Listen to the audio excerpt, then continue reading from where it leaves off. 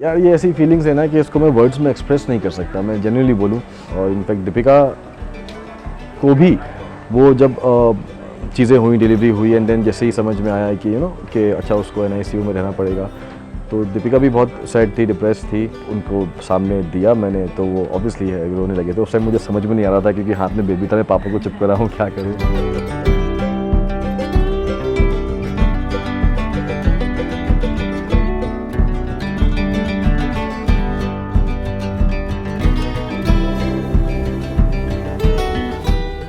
सबसे पहले तो so thank you so much. तबीयत खराब हो गया धीरे धीरे।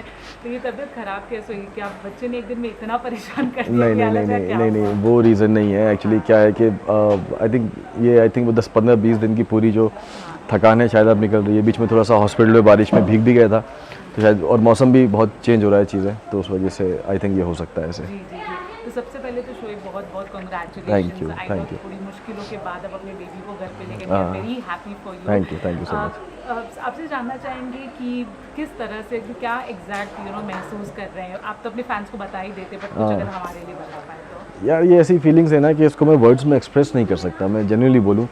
मैं कितना भी कोशिश करूँ बोलने की, मैं उस चीज़ को बयान नहीं कर सकता। बट एक ऐसी फीलिंग है जो बस आप महसूस कर सकते हो ना, तो वो बस वही फीलिंग जो है वो पिछले कुछ दिनों से महसूस कर रहा हूँ, और बहुत ही खूबसूरत फीलिंग है वो, बहुत ही खूबसूरत फीलिंग है। Approximately 20 days if I am not wrong आप हॉस्पिटल में थे, एंड आई एम श्योर वो पीरियड हर किसी के लिए डिफिकल्टी होता है, स्पेशली पेरेंट्स के लिए। इन 20 दिनों में आप कितना स्ट्रॉन्ग बने, या फिर कितना आपको पता चला कि आप वीक हो, आपको लगता है that we are strong, but realize होता है? तो अगर कुछ बता पाए तो। हाँ, एक्चुअली स्ट्रॉन्ग तो रहना ही था क्योंकि उसके अलावा कोई ऑप्शन नहीं था, क्योंकि घर में सब लोग मेरे ही चेहरे को देखते हैं। और इनफैक्ट दीपिका को भी वो जब चीज़ें हुई, डिलीवरी हुई एंड देन जैसे ही समझ में आया कि कि अच्छा उसको NICU में रहना पड़ेगा, तो दीपिका भी बहुत सैड थी, डिप्रेस थी। और ऑब्वियसली सभी थे, बट कहीं ना कहीं आपको स्ट्रांग बनना पड़ता है ताकि आप दीपिका का भी ख्याल, मदर का भी ख्याल रख सको। बट हाँ, स्टार्टिंग के 2-3 दिन बहुत ज़्यादा ही क्रूशियल थे एंड देन उसके बाद फिर जब डॉक्टर्स बोले कि हाँ अभी बेटर है, धीरे धीरे ठीक हो रहा है, तो वहाँ पे फिर सारा मूड जो है वो लाइट हो गया था। एंड देन फिर बस वेट कर रहे थे कि कब डॉक्टर्स हमें वहाँ से ग्रीन सिग्नल दें कि आप इसे ले जा सकते हैं, तो हम लेके आए। और फिर फाइनली वो आई थिंक कुछ 19-20 दिन के बाद वो सारी चीज़ें हुई हैं। आखिरी दो सवाल पूछनी, मैंने वो ब्लॉग देखा जब अपने बेबी को लेके आ रहे थे, and I think the most beautiful moment was when your father cried, and सब कमेंट सेक्शन में वही था। तो आज उन्हें देख के क्या लगता है, क्या what do you want to say, जब आपने खुद उनको रोते हुए इतना देखा? पापा बहुत ज़्यादा इमोशनल है, और जैसे कि आप सबको पता है कि वो बहुत ही कम बात करते हैं। एक बहुत ही फनी मोमेंट ये भी था जब उन्होंने बेबी को देखा, आप शायद कोई कैसे, हाँ ठीक है। हाँ, वो बहुत कम बात करते हैं। जैसे जब भी कभी मैं उनसे कोई सवाल करता हूँ, पूछता हूँ, तो वही बोलते हैं, पापा कैसा लग रहा है? हाँ अच्छा है, हाँ ठीक है। तो इनफैक्ट जब पापा को मैंने ये खबर दी थी हॉस्पिटल से 21st को कि पापा ऐसा ऐसा हुआ है, बेटा हुआ है, तो पापा उस वक्त भी फ़ोन पे बहुत ज़्यादा रोए थे। एंड देन जब उनको सामने दिया मैंने, तो वो ऑब्वियसली है रोने लगे थे। उस टाइम मुझे समझ में नहीं आ रहा था क्योंकि हाथ में बेबी था, मैं पापा को चुप कर रहा हूँ, क्या करूँ।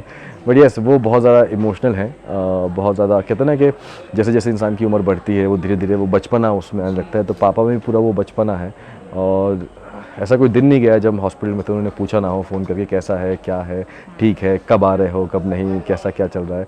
तो वही है कि वो सारी फीलिंग्स ऐसी है ना कि शायद मैं अभी बता नहीं पाऊँ। और उस वक्त आप महसूस मैं कर रहा था, इनफैक्ट हम सब महसूस कर रहे थे, सभी से इंतज़ार कर रहे थे कि कब घर आओगे सब साथ में तीनों।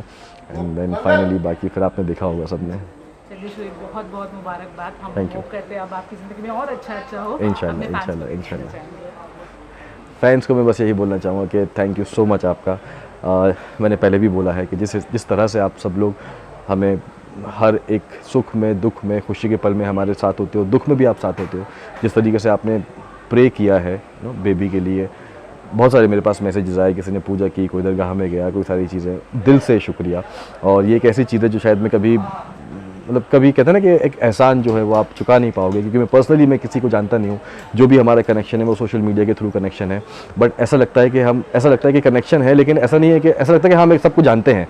आप जिस तरीके से व्लॉग्स देखते हो, उसको पसंद करते हो, अपने इमोशंस जो है वो कमेंट सेक्शन में लिखते हो चीज़ें, तो बहुत ज़्यादा खुशी होती है दिल से। आप सबका बहुत शुक्रिया। मैं हमेशा, इसलिए मैं आप लोगों से जब भी कोई तकलीफ़ होती है, मैं आप लोगों से दुआ की दरख्वास्त करता हूँ, क्योंकि मैं हमेशा बोलता हूँ कि अगर एक दुआ भी, किसी की भी, इंसान की भी एक दुआ अगर लग गई ना, तो फिर सब काम अच्छा हो जाता है। और आप सब इतना मिलके दुआ की है आप सब ने ना, आई थिंक यही रीज़न है कि बेशक करने वाला अल्लाह होता है, लेकिन आप सब ने इतनी दुआ की है तो उसी का नतीजा है कि आज हम सब सेफली अच्छे से हम तीनों घर पे हैं अपने। Thank you so much. Thank you so much Shubh, and I hope आपकी भी तबीयत जल्दी ठीक हो जाए। Thank you so much. Thank you.